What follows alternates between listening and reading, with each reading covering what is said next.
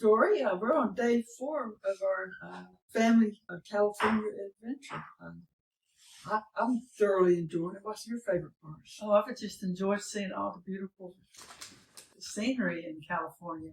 We started off like in the desert and with the Joshua tree and saw those interesting trees they have there, and then we got back on the road, and I enjoy seeing the farmland and vineyards and the vineyards and the different kind of trees, and look at this beautiful setting we have here. The beaches are just beautiful. They're awesome. Yeah.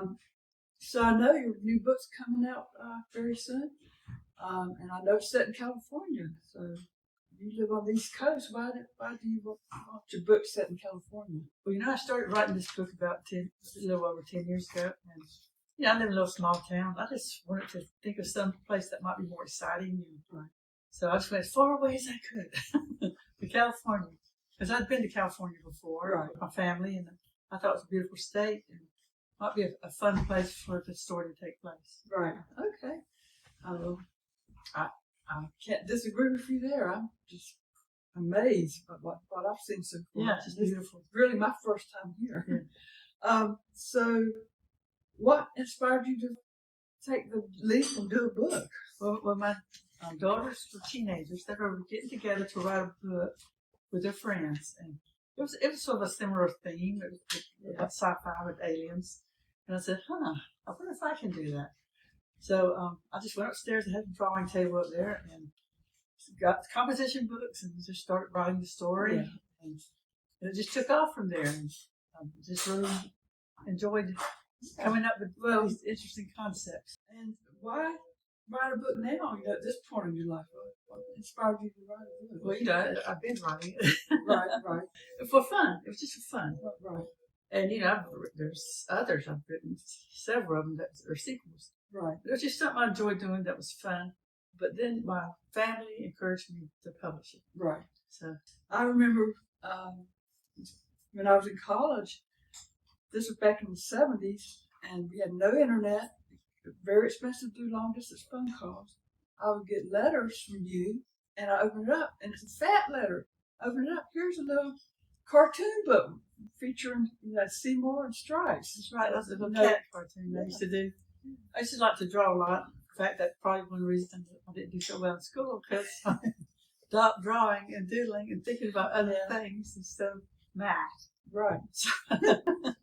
But I did enjoy making comic strips. And that was a bright spot in my day whenever I got that, because that was fun to look at, and it's an interesting little story to read. And I like cats too.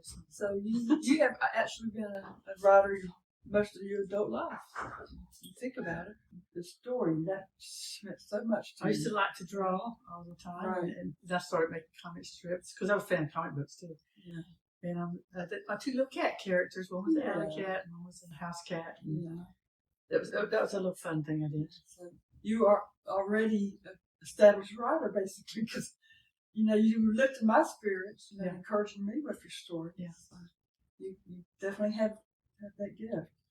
Of course, when we grew up, we went to the library lots of times. Yes. Our teacher, mother, made sure we loved books. Yeah, that was one of my favorite things, is going to the libraries on Saturday and coming back with an armload of books in our arms. Yeah. And then you pass it on with your kids. Yes. Getting them to love books. Yes.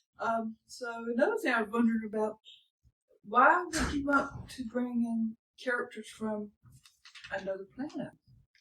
Well, I think all of us sometimes feel like we're in strange situations where we don't understand the people around us. We feel a little bit lost where we are.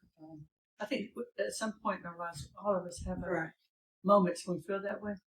So I was thinking, what if a person came here who really was from a totally different world? How would he adjust to living, making friends, and living in a new situation? Yeah, I can identify with that too. So that's a great concept. Yeah. Well, I'm really, really looking forward to seeing the book, holding it in my hand, and reading it. I just hope people will give it a try. Right. Just see how things happen with this poor little guy. Yeah. Being stranded on planet Earth. What would you do? Yeah, that's a good question. Okay. Well, it's not too long before that book will be available. So watch the release. Well, my book's Marooned, Dori Jean, Dill. Yeah. And it will come out on May 28th. Right. It'll be available in the Kindle form on Amazon first. Right. It's called Marooned. Marooned.